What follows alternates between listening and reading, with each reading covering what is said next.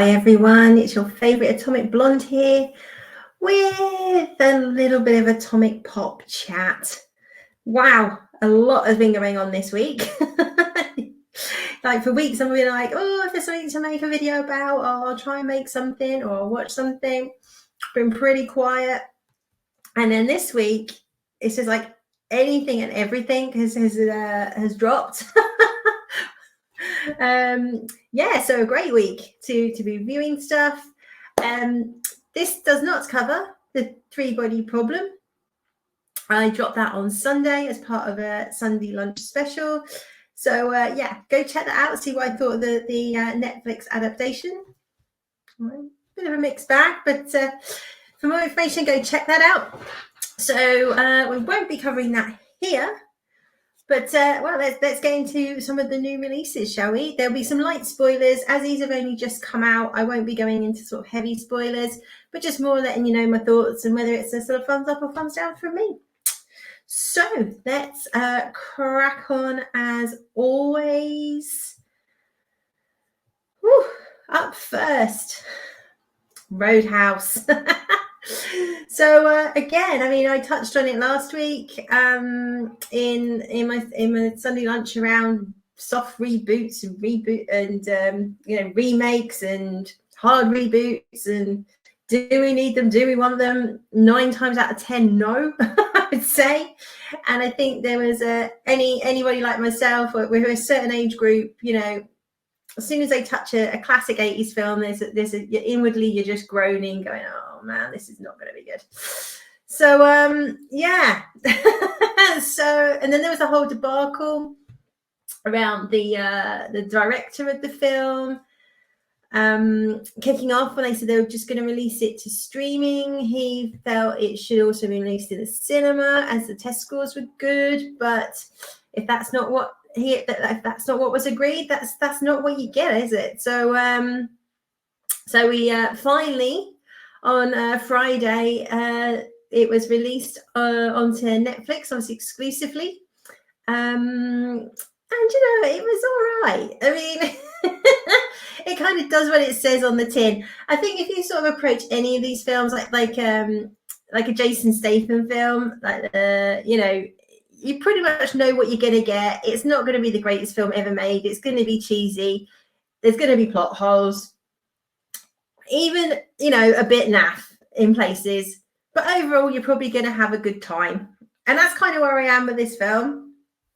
It's it doesn't do like a direct remake of the original, which is good. It kind of, obviously the main theme's the same. That Jake Gyllenhaal's character gets hired to come to this Roadhouse bar to basically, get rid of this element that are trying to drive her out of her bar that she's inherited from her uncle, I think it was. Basically, you've got rich white developers who are into some shady stuff, wanting the Roadhouse so they can redevelop and turn it into some sort of premium golf course or something. She won't sell. So they're obviously just sort of causing trouble and at the bar and all this kind of stuff. And so Jake Gyllenhaal's character comes along. He's basically living out of his car. And we see through a series of flashbacks that he was a UFC fighter, by all accounts quite an successful one. And there's an incident. And now he's sort of on his uppers and fighting for money and takes this job. Basically, it comes with a houseboat. And you're kind of off to the races, So, there's lots of punch-ups and there's obviously the love interest and, Jake Gyllenhaal's a decent actor, a very good actor, and just sort of throws himself into it, really. Does, plays it straight, for lack of a better term. And it was fun. It was fine, Is it Conor McGregor? I think he's a boxer, I believe. Cannot act for toffee, but he's no worse than any other kind of ex-sportsman or someone in the 80s that you kind of just sort of dropped in who clearly can't act but has the physique for it, shall we say. And he was awful. And his introduction to film is he's just walking around butt naked. I mean, this man is not ashamed of his assets, shall we say. All power to him. There's lots of shirt off action, I will say, for the ladies, you know. The double standards are rife in this film. And yeah, it's fine, you know, the hero comes in, does he save the day? Well, you'll have to watch and find out. He makes some friends along the way, makes quite a few enemies along the way. There's some great fight scenes. I did like the choreography of the fights. It was all pretty good. And as you've seen from the trailer, there's the first one is just when he's sort of slapping the people, and then it turns into an all-out brawl. Yeah, it's fun. It's fun. I mean, I have to admit, I mean, I have not watched the original Roadhouse for years. I've got a vague recollection of the story. I remember loving it, and I'm sure if I had time to sit down and watch it, I'd still love it. But again, I don't think it was probably the greatest bit of cinema ever made. But I think, like I say, as I said, this film does what it says on the tin. I can't honestly remember how close this is to the original story, other than he's hired to get rid of this rough element. But it's fun. I think if you like, say, your Jason Statham's, like your beekeeper or a transporter, you like a bit of 80s kickboxer type action, you'll probably enjoy it. I wouldn't say you'll love it, but you'll probably enjoy it. You can just watch it at face value. It does take you right back to the 80s or early 90s with these sort of action films. And there's definitely a place for them. We need some sort of this sort of kind of light-hearted, just balls to the wall fun type films. We just don't have enough of them. Everything's like, gritty and dystopian and now and all the stuff I'm normally moaning about. So I think we just want a bit of, like say Friday night after work, glass of wine, watch this, happy girl. So go check out Roadhouse. It's exclusive on Prime with Jake Gyllenhaal.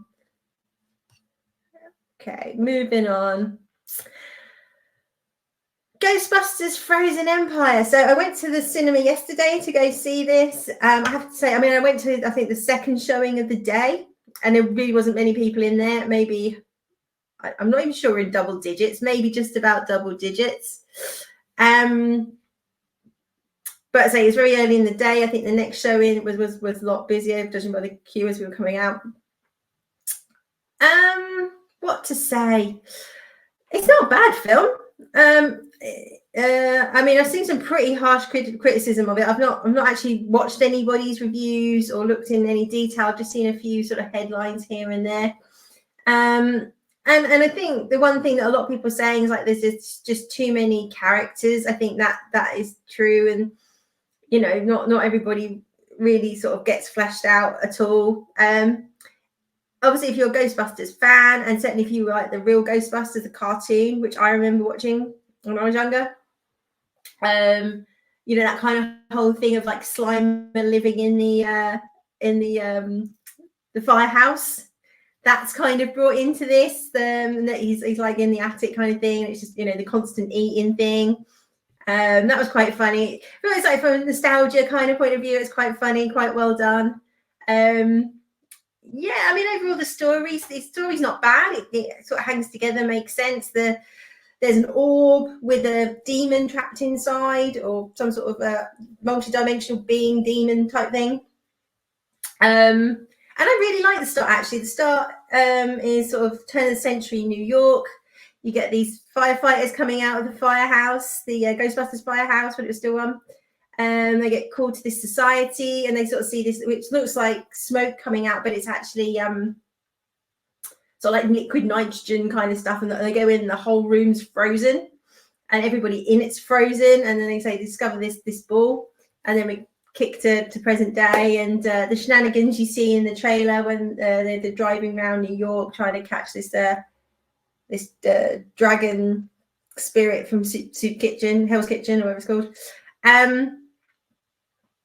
So it's kind of just bringing us back up to speed with the family, and everybody's moaning, and it's super hot, and they're now all relocated to New York and living in the firehouse. There's a little recap at the beginning between sort of like what happened, and explain that Winston's bought this firehouse, and Ghostbusters have been doing this, that, and the other thing, and kind of looping in bits from the first 2 films and the song and all of that. So, you know, some people like that, some people will hate it, I'm sure, but yeah, it's just a little bit of a nostalgia trip, I guess. And you know, but yeah, the story hangs together. Some good performances, you know, for this sort of thing. I mean, Paul Rudd's just great in it. You know, he was good in Afterlife, and I enjoyed Afterlife. He's great in this. You know, he's the light relief. But I think there's a little bit in the middle where it gets a little bit ploddy. I think they could have tightened this up, made it a little bit shorter. But the baddie in it, say the demon's really good, and the story and how all that's explained, I really enjoyed. And the podcast is now sort of spending the summer with Ray. He told his parents he's gone to space camp. I didn't know space camp was still going. I mean, wow. And that's a good 80s film to go check out, watch with your kids. And like so Phoebe ends up being benched because, quite rightly, I mean, she's 15 years old and she's running around with a proton pack and hanging out the car and all these kind of crazy things. So her nose is all out of joint. And because of this, she ends up striking up a friendship with a ghost in the park, of a girl of similar age. And she's got, I'll say, like, so she ends up having something to do with the big bad. That's all I'll say. And she kind of gets manipulated into doing some stuff, and then they have to put right these things that go wrong, and that's pretty much the entrance to bringing in the old Ghostbusters. Bill Murray's in it for about 2 or 3 scenes, but he's always funny when he's in it anyway. So, you know, you can just tell he's just sort of like turned up for a huge, great paycheck, said a few lines and gone again. He's like, yeah, whatever. Dan Aykroyd, I really liked in this. You know, he sort of like doesn't want to retire gracefully. He still loves it. He wants to be a Ghostbuster. He wants to be in the thick of it. And it's still like, you know, getting himself into trouble. And Winston's now expanded and it's got this whole new facility where, you know, they're developing Ghostbusting tech. So you kind of got this set up. You got the mix of the old and the new. I'd say it's fine. It's not a brilliant film. I mean, I enjoyed it. Don't get me wrong. I sort of, you know, start to finish, it was fine. I enjoyed it. It was a nice thing to do on a Saturday, you know, nothing better else to do. I didn't walk out of it going, well, that was a waste of however many pounds. But, you know, it was like, could have been better. But I overall enjoyed it. They could have done with taking a couple of characters out. They just weren't really doing anything and didn't really add anything to it. But it's great. It's great to see the classic guys back. But I think it's like, if you're gonna, like, I think like Bill Murray, if you're gonna be in it, be in it. Don't just dial in the performance. You know, you're better off just not being in it. I think, you know, if you're just going to dial it in. But hey, yeah, I mean, I think kids will love it. Actually, I think a lot of you know, so what I've heard is that parents are kind of like, you know, that's all right, but the kids seem to really like it, and there's nothing wrong with that. You know, it probably, you know, is aimed more at kids these days than the original Ghostbusters was. That was much more of a, I think it was kind of like a 15 or something in the, no, that must have been a PG because I managed to go see it, but it was much more adult humor and stuff around, like, basically nobody says to, like, because Walter Peck's back and nobody says he doesn't have, somebody shouts at him like, you have no dick or something across but, you know, like, none of the Ghostbusters or anything. And I think that's a missed opportunity. There was no, I mean, clearly he still hates them, but when he's like there and interacting and Bill Murray's there, they could have really had some banter or sort of some good, like, jokes there. They kind of shied away from it a bit, which is sad, but hey ho. So I think, you know, if you over Easter, if you want to take your kids to go see something, I think this is probably a good bet. I mean, say it's pretty inoffensive, bit of fun, a little bit slow in the middle, but yeah, it's not bad. It's not bad. As best I can say, sort of mid. It's all right, which sometimes is all we can ask for these days. The amount of complete trash that we get. So out now, Again, good one for the Easter holidays, I think. Ooh, so the Alien Romulus trailer dropped this week. Quite unexpectedly. I don't think any of us were expecting to see it. I've watched it a couple of times. Yeah, interesting. I mean, I think what I liked about the trailer is it definitely feels like Alien. You know, the atmosphere, the lighting, even where it's set, all of that feels very, the sound, the music, all of that stuff. Overall, I enjoyed the trailer, I have to say. Again, I've seen some people being quite critical or just don't care, and that's fair enough. I mean, this is another IP that I don't even completely run into the ground like other IPs, but there's definitely like sequel fatigue, and every time, they're that bit poorer. When you start looking at Alien versus Predator Requiem, oh wow, that's a bad film. Yeah, so I'm quite excited by this trailer. I mean, or teaser trailer.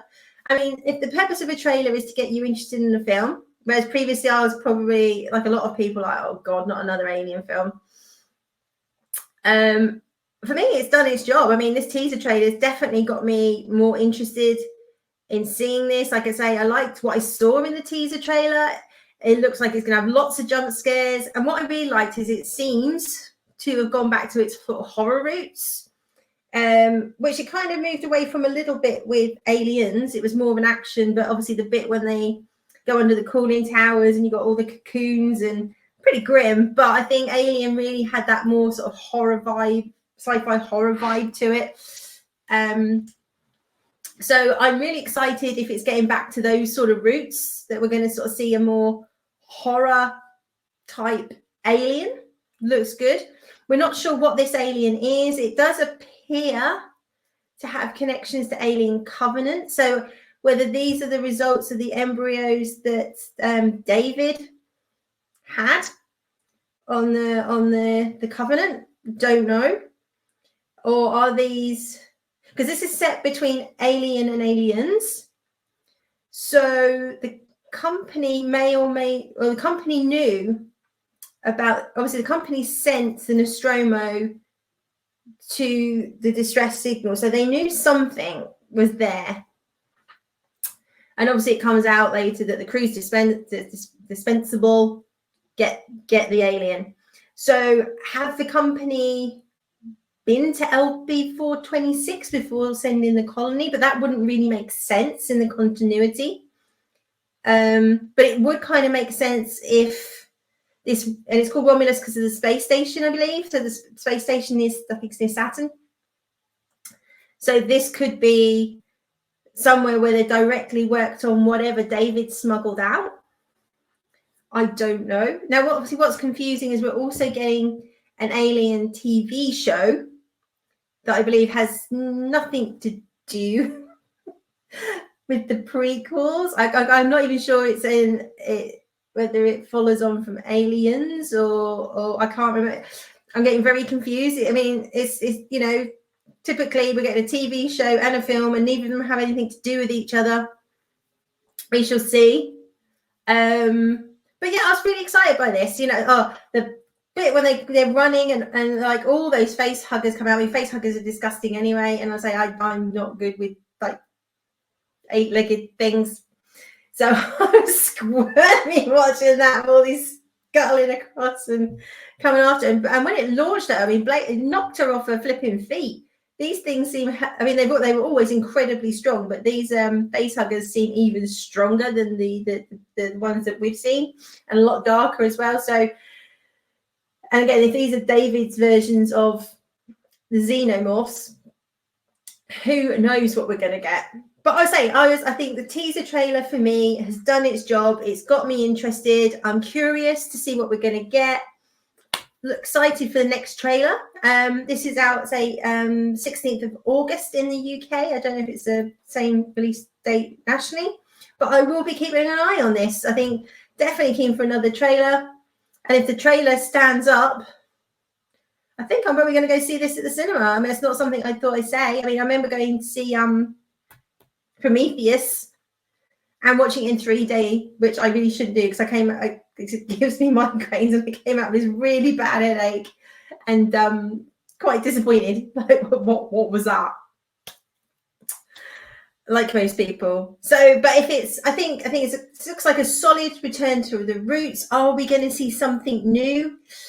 I don't know. I mean, that's probably the big question mark. I mean, obviously, it's deliberately tugging at the, you know, there's similar shots in there that deliberately make you think of Aliens. Definitely references to Aliens with the pulse rifle. I mean, obviously, it's a different version because this is before. We're not sure what. I know it's between the two, but obviously there's 57 years between the two. So whether this is slap bang kind of in the middle or a few years before, don't know. And again, you just don't want to see another reincarnation or version of Ripley running around. You know, we want some new characters. Hey, fancy having a male hero. That would be different, wouldn't it? But we shall see if we're going to get anything new, a new take. It is possible to bring a new take to it. But the main thing is that this has got me excited. So well done, marketing, on that one. Done their job for a change. Love to know your thoughts on this one. I'm sure many people have long checked out, but this looks like a solid teaser trailer so far. Let's see if the trailer nails it. Moving on. Oh, my favorite topics as always, guys. So we had a bit of a week of it with the release of the Acolyte trailer, and obviously on the same day we get this announcement from George that he's backing Bob Iger in the proxy battle against Peltz. Excuse me. I think what did that for? I love it. This mug is nearly as big as my head. Thanks, Wi-Files. This is just the best. As a British person who loves their tea, this is the best mug ever. So it's on their website. Go check out the Wi-Fi shop. Mount Hayes. Cool. Yeah, so we obviously had that appalling The Acolyte trailer that, you know, it's so disappointing as someone that grew up with Star Wars. And I think Star Wars is probably my earliest memory of ever going to the cinema. I mean, I was very young. I hasten to add, at the Dominion Theatre in London. It's now a theatre. It's not a cinema anymore.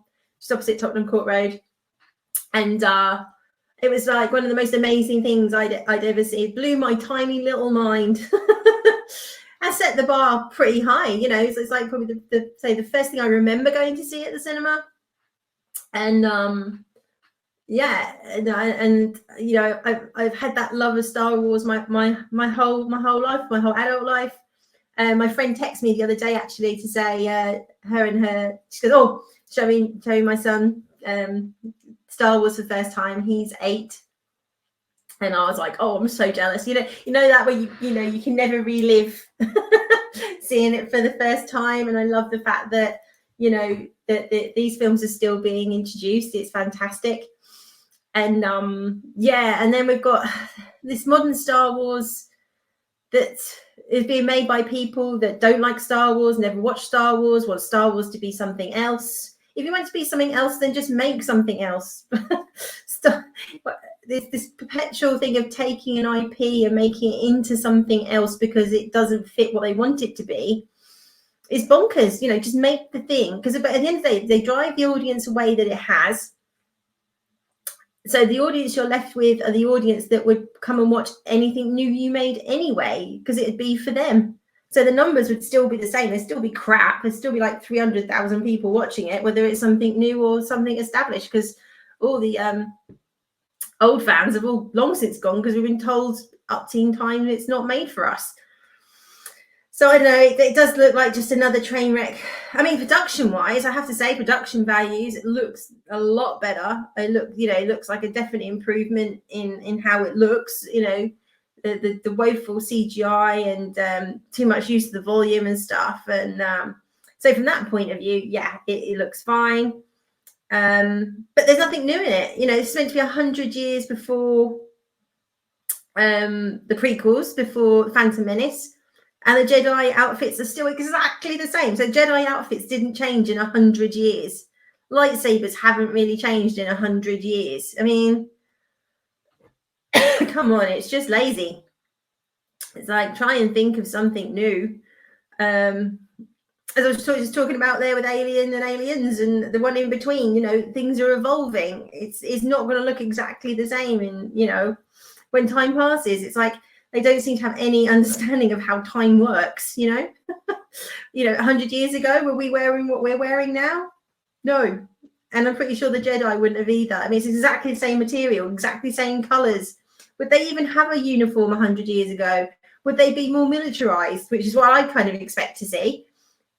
But anyway, why am I even bothering? It's just like, you know, we actually apply our brain to this. So, but yeah, I don't think I might watch the first episode just to review on here, but I really have no interest in watching this at all. But if you want me to, I will.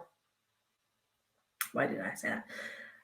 It's bad enough when I agreed to watch She-Hulk, but hey ho, I think my brain cells have just about recovered from that all these years later.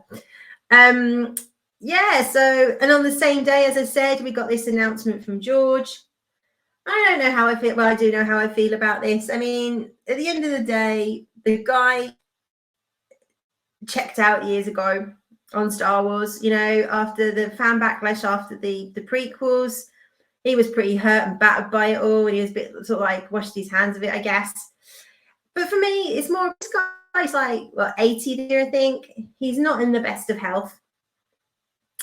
And I'd see quite a few people, you know, laying in big time, making videos and raging about how he's betrayed everybody. But these are the same people who would be making videos and be appalled by if they see, and we've seen it before with veterans and aging people, when the SJWs are piling on them and screaming in their faces and calling them all sorts of names, that people go like show a bit of respect for your elders, or don't talk to them like that, or don't dogpile this old person. I mean, what the frick, you know? And sort of dogpiling George a bit. I think, like I say, he's not well. He's 80. There's no way he's in charge of his. I mean, don't get me wrong. I'm sure he has control of his finances. He's not like he's lost his marbles, but he's not sitting. I mean, he's made more money than he can ever spend. His kids are set up. His family's set up for life. He doesn't particularly need the money coming from the shares from Disney. So it's in a portfolio being looked after by someone, you know, in a bank somewhere. And he's probably like, Danny Glover, right? I'm too old for this shit. I don't care. He's like, I am too old, not bothered enough to get embroiled in some boardroom fight about some shares. It doesn't affect me anymore. I think he's made his peace with Star Wars. That they've trashed his legacy. He's kind of made his peace with that, right? I think, like anybody, like those who love Star Wars will still love Star Wars.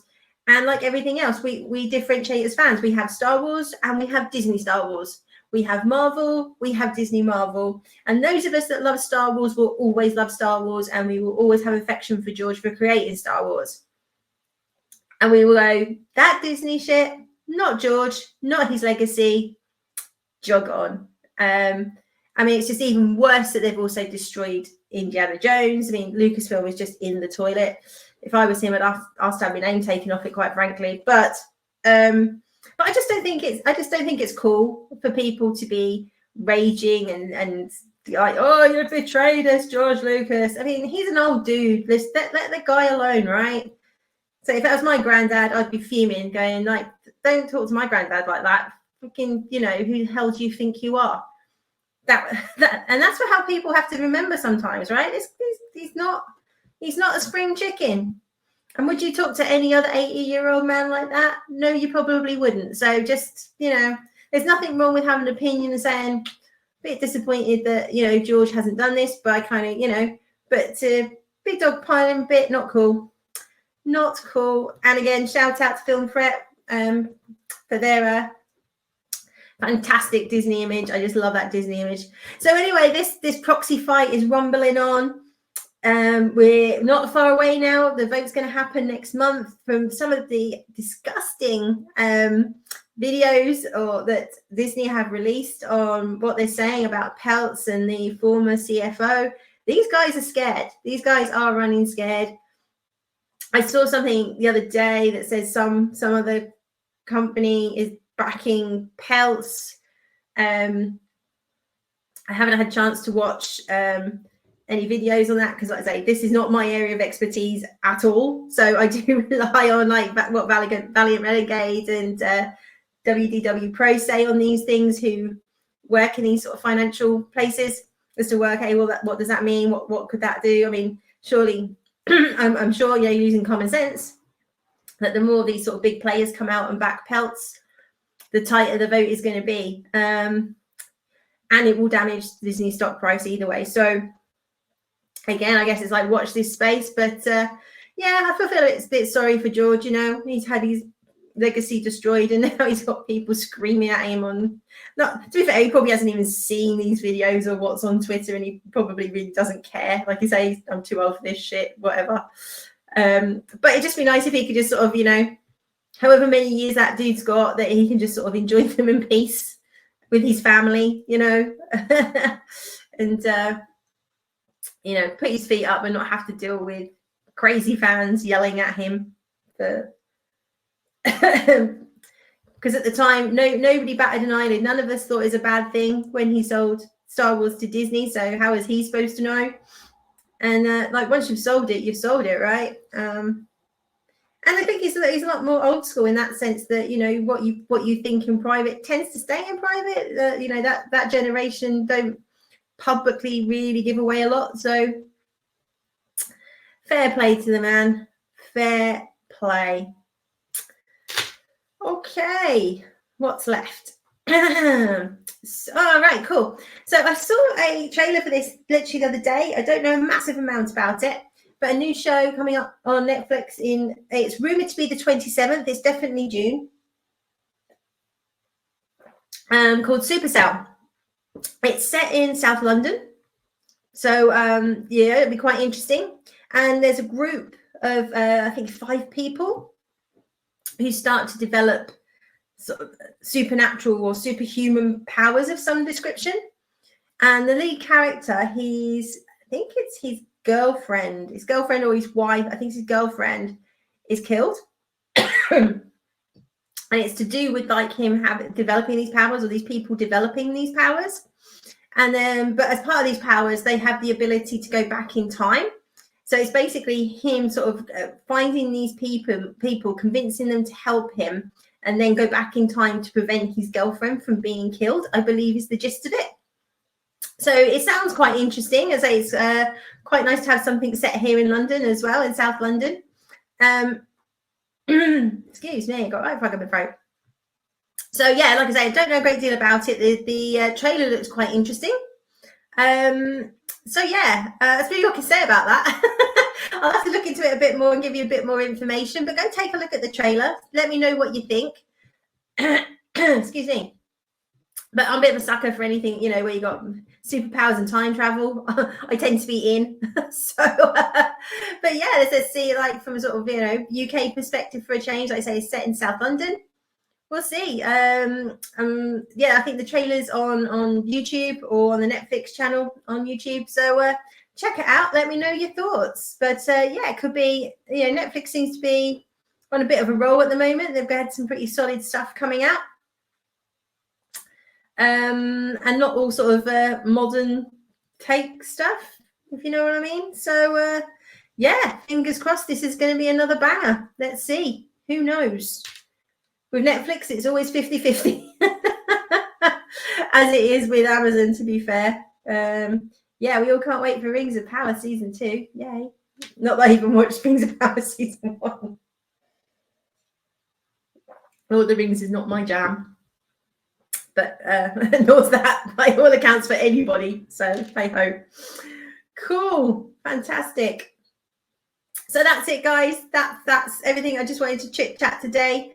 So yeah, it's been a mixed week. Like some stuff's come out. Most of it's pretty much, yeah, it's all right. It's good. It's fine. You know, nothing to blow your socks off in terms of films, but completely watchable.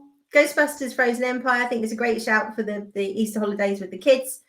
And Roadhouse, Friday night, kick back beer, have a laugh, leave your brain at the door, laugh at McGregor's acting or lack thereof. It is so bad. But him just strutting around butt naked, fine by me. Hey. So anyway, yeah, and check out that Romulus trailer. Are you now excited for this Alien film, or you just think I'm deluding myself? Quite possibly. But you gotta have some hope, right? You gotta have some. There's really nothing else coming out this year that I can think that I really want to see. So we shall see. We shall see. So like I said, go check out my 3-body review if you haven't already done so. And I will be back at the weekend. It is a bank holiday weekend here in the UK. It is Easter. So hopefully I should be able to certainly fit in a show. And I want to get to talk about if this week's anything like last week. Woof. Like I said, I do want to try and go see Immaculate next weekend with old Sydney Sweeney. Heard some good stuff about that. Like a pretty solid horror film, which we don't get many of. So I'm excited to see that. Apparently it's pretty in your face. Pretty bold, shall we say. Pretty bold. So I'm quite excited about that. So that's it. See what rolls this week. And I will be back with you soon, hopefully at the weekend. Have a great bank holiday. And I will see you all soon. You take care.